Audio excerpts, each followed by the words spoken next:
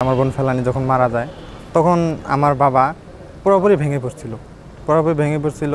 তখন তখন কেউ সাহায্য সহযোগিতা করেছে, কিন্তু বিজেপি সদস্য আমাদের পাশে তখন ওই অবস্থায় ছিল। এখন ওই অবস্থা থাকার পরে আমরা একটু ভরসা পাই। সেই ক্ষেত্রে আমার বাবা আমাদেরকে পড়ালেখা করাইছে, শিক্ষিত বানাইছে।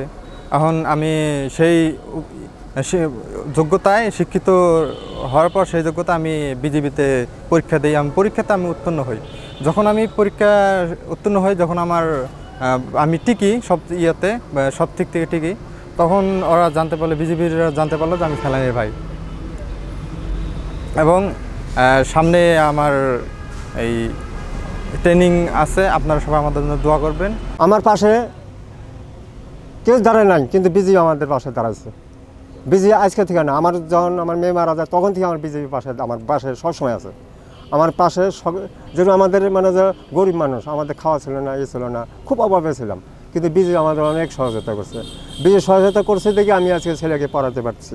আর নাগারগঞ্জের দোকানটা দিয়েছে, আমি বিজেপির কাছে চাই নিয়েছি, সরকারের কাছে আমি দাবি করছি, আমার বিজেপির কাছে দাবি করছি যে আমার দোকান করে দেন একটা। আমি জানি দোকান করে জানি আমার ছেলে মেয়ে জানি মানুষ করতে পারি। আগে তো আমরা খুব অভাবেই চলতাম, এখনও মনে করেন যে অভাবেই আছি। বিজেপি আমাদেরকে সবসময় পাশে থাকছে। নাকারগঞ্জ একটা দোকান দিয়ে দিছে, হ্যাঁ, দোকানটা মনে করেন যে দিছে, আমরা তখন ওই দোকানটা দিয়েই এই বাচ্চাগুলো পড়াশোনা করাইছি। অভাবের সংসার ছিল, ওনারা এই দোকানটা দিয়ে গেছে। অনেক তো পড়াশোনা করছে, রাত দিন পরিশ্রম করছে করে ওনারা। আমাদেরও আশা ছিল বা আরফান হোসেনেরও আশা ছিল যে বিজেপির মধ্যে ও যোগ্যতা হিসাবে চাকরি নিবে, কিন্তু খুব পরিশ্রম করে ও আমার আরফান বিজেপিতে চাকরি পাইছে। আমার বড় ভাই চাকরি পেয়েছে। আগে আমাদের সংসার অনেক কষ্ট করে চলতো, আমার বড় ভাই চাকরি পেয়েছে। এখন আমাদের সংসারের যদি হালটা ধরে তাহলে আমাদের পড়াশোনার খরচটা অনেক ভালো চলবে। আর আমার বড় ভাই যদি উপরে যায় তাহলে আর একটু ভালো হবে আমাদের জন্যে। আমরা সবাই জানি গত 9 জানুয়ারি 2011 তারিখে কিশোরী মোসাম্মদ ফেলানি যে হৃদয় বিদারক ও অমানবিক ঘটনার শিকার হয়েছিলেন, তা আজও আমাদের হৃদয়কে বিদীর্ণ করে। ভারতীয় সীমান্ত বাহিনীর বিএসএফের গুলিতে তার নির্মম মৃত্যু শুধু আমাদের জাতিকে নয়, গোটা বিশ্ববাসীকে নাড়িয়ে দিয়েছিল। এই ঘটনার পরপরই বিজিবি দেশের মানবাধিকার সংস্থা ও সচেতন নাগরিকদের সঙ্গে একাত্ম হয়ে বিচারের দাবিতে সোচ্চার হয়। কিন্তু দুঃখজনকভাবে ভারতের নিজস্ব আদালতে অভিযুক্ত বিএসএফ সদস্য বারবার খালাস পেয়ে যান, যা ফেলানির পরিবারের পাশাপাশি আমাদের জন্য অত্যন্ত হতাশাজনক।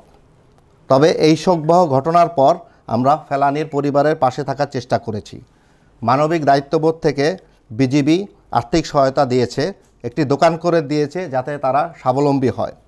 আমরা গর্বিত যে ফেলানির ভাই মোহাম্মদ আরফান হোসেন নিজস্ব যোগ্যতায় বিজিবির 104তম ব্যাচে সিপাহী পদে যোগ দিয়ে তার পরিবারের জন্য নতুন আশার দ্বার খুলে দিয়েছেন।